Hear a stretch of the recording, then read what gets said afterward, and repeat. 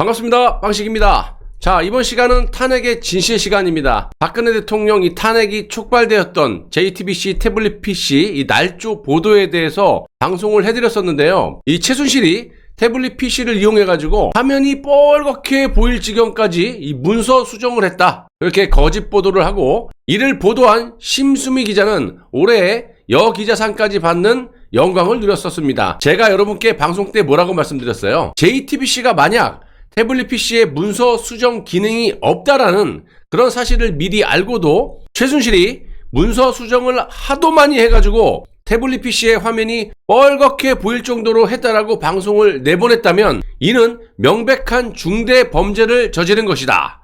그런데 놀랍게도 JTBC 측은 박근혜 대통령 탄핵 소추안이 국회를 통과하기 훨씬 이전에 태블릿 PC에 문서 수정 기능이 없다라는 사실을 알고 있었다라는 겁니다.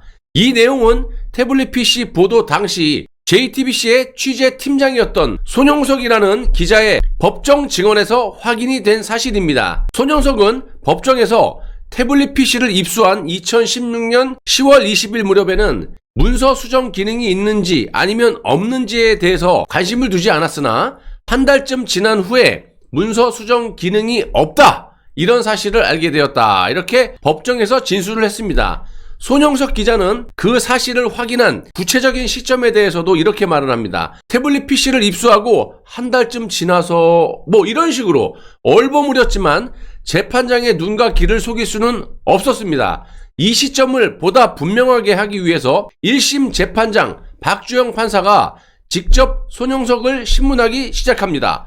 박주영 판사는 서울과학고등학교와 서울대 산업공학과를 졸업한 여성 판사이니 여러분들이 참고하시고요. 재판장이 10월 8일 1차 해명 전에 수정 앱이 없다라는 것을 알기는 알았나요? 라고 물으니까 손영석 기자는 예, 그때는 알고 있었습니다 라고 대답을 했는데, 재판장이 지적한 12월 8일은 2016년 12월 8일로 박근혜 대통령 탄핵 소추안이 국회 표결에 붙여지기 바로 하루 전날이었어요. 한마디로 대통령 탄핵 소추안이 국회 표결을 불과 하루 앞둔 시점에서, 그것도 태블릿 PC 첫 보도를 하고 한 달 20일이나 지나서 해명 방송이라고 했다라는 것이 전혀 사실이 아닌, 더 과간도 아닌 거짓 방송을 했다라는 것은 JTBC 측의 의도가 분명한 것이고요. 이는 박근혜 대통령 탄핵을 겨냥하고 타켓을 딱 잡아놓고 있었음을 엿볼 수가 있다라는 겁니다. 제 개인적인 소견이지만 중앙일보 홍석현이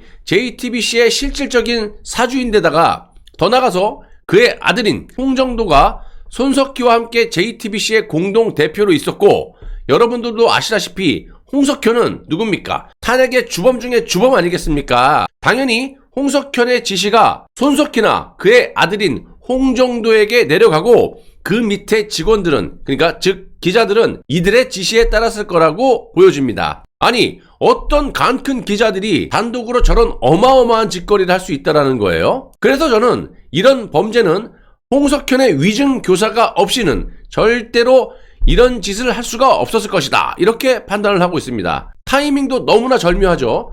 탄핵 소추안이 국회 표결 하루 전날 저딴 말도 안 되는 방송을 전국에 송출하는 정신 나간 방송사가 어디 있습니까? 그러니까 5년이 지난 지금에 와서도 다른 언론사들은 정정 보도를 하고 있지만 홍석현의 중앙일보와 JTBC만 정정 보도를 안 하는 거 아니겠습니까? 쉽게 말씀드리면 다른 언론사들은 그때는 속아서 그랬습니다, 죄송합니다, 그래서 정정 보도를 할 수는 있겠지만 중앙일보나 JTBC 같은 경우는 매우 상황이 틀리죠.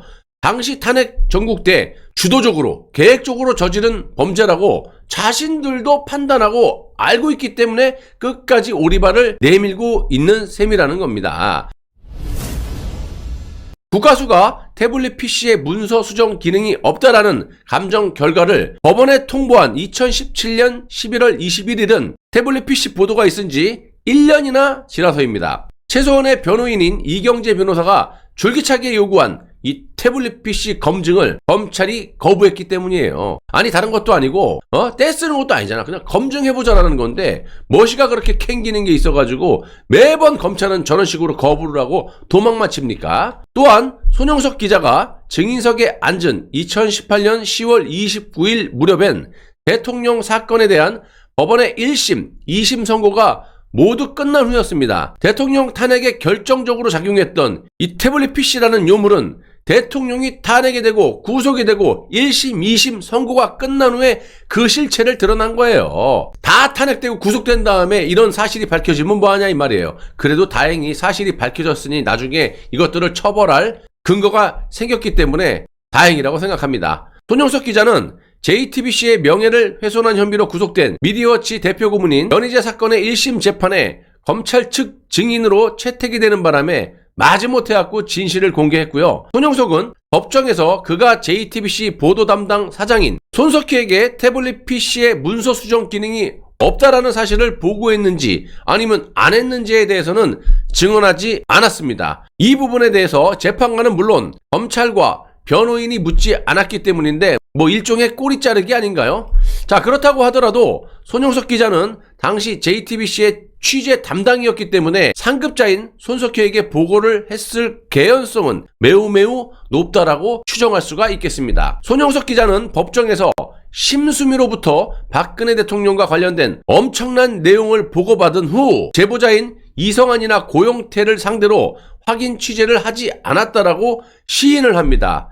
이자 역시 심수미의 말을 전적으로 믿었다라는 건데요. 심수미도 고용태와 이성한과 폭탄주를 마시면서 팩트체크도 하지 않은 채 이 사기꾼 고용태의 거짓말을 그대로 믿고 그걸 그대로 방송에서 나불나불 대는 바람에 지금까지 전 국민들이 그 거짓된 방송을 믿고 있는 거 아니겠습니까? 심수미는 이런 짓거리를 하고도 올해 여기자상까지 받고 말입니다.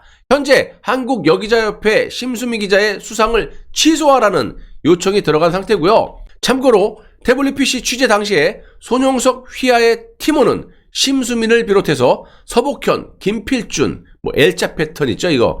지 여자친구 패턴하고 똑같아갖고 쓱 하니까 쓱 열렸다. 이 김필준 이것도 나중에 엄벌에 처해질 거라고 제가 확신하고 있는 사람이에요. 박병현, 김태영, 신혜연 기자 등이 있었습니다. 자, 아무튼 태블릿 PC의 문서 수정 기능이 없다라는 사실을 확인했으면 JTBC는 어떻게 해야 돼요? 2016년 12월 8일에 있었던 1차 해명 방송에서 최순실이 태블릿 PC를 통해서 대통령의 연설문을 고쳤다라는 그간의 보도가 사실이 아닙니다. 라고 정정 보도를 했어야 마땅하거늘 이것들은 한층 더 업그레이드된 거짓 방송을 하지 않았습니까? 당시 심수미는 해명 방송이랍시고 한다는 멘트가 최순실이 대통령의 연설문을 하도 많이 고쳐서 태블릿 PC가 그냥 화면이 벌겋게 너덜너덜 그렇게 보일 지경입니다. 그것도 대통령의 탄핵 소추안이 국회 표결을 불과 하루 앞둔 전날에 저딴 방송을 했다라는 것은 다분히 의도적이고 악의적이라고 볼 수밖에 없다라는 거예요. 정말 하다못해 그럴 일은 만무하지만 사장 겸 앵커였던 이 손석희 이자라도 자기 혼자라도 태블릿 PC의 날조와 관련해서 정정 보도를 하는 게 도리예요. 그것은 당시 한국 언론인 중에 가장 영향력이 있는 인물로 꼽혔던 이 손석희는 보도할 때마다 그놈의 팩트체크라고 하면서 그 중요성을 강조해왔기 때문입니다. 자, 손석희가 유일하게 내뱉은 멘트, 이게 참 묘한 멘트인데요. 아이러니합니다. 어쩌면 태블릿 PC 따위는 필요가 없었는지 모른다. 이겁니다. 손석희의 이 멘트는 의미심장한 어둠의 주문이 아닐까 싶습니다.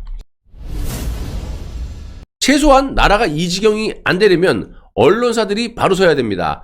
예를 들어보면 정치꾼들이 아무리 거짓말로 국민을 속이려고 할지라도 언론사들이 팩트를 정확하게 국민에게 전해만 주면 국민들은 이 지경까지 혼란스러워하거나 속지 않을 거라고 개인적으로 확신을 하고 있습니다. 그런데 이놈의 중앙일보의 홍석현의 야욕 때문에 전 언론사들이 탄핵의 주범들이 돼가지고 정치꾼들과 한몸이 돼가지고 아니죠. 더 정확하게 말하면 언론사들이 더 날뛰고 앞장서 있다 보니까 나라 꼴이 이 모양 이 꼴이 된 거라고 생각합니다. 자, 이제 우리 국민들이 선택할 것은 단 하나뿐. 박정희 대통령이 정말 이 아프리카보다 못한 밥도 먹지 못하고 굶고 사는 국민들을 구했듯이 그의 따님인 박근혜 대통령이 무너져가는 자유민주주의 대한민국의 재건에 앞장서 주셔야 할 듯합니다. 솔직히 억울하게 5년이나 옥살이를 하신 분에게 이런 부탁을 드린다는 건 국민의 한 사람으로서 매우 송구스럽지만,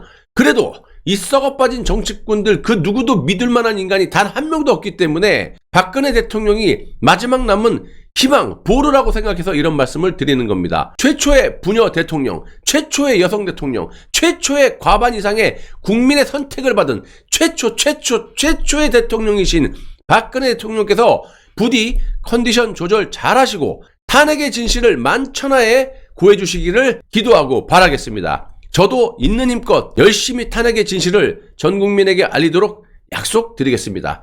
나라가 없는데 살아서 뭐합니까? 이런 각오로 거짓 없는 애국방송만 제작해서 여러분들께 제공해드리도록 노력하겠습니다. 끝까지 시청해주셔서 대단히 고맙습니다.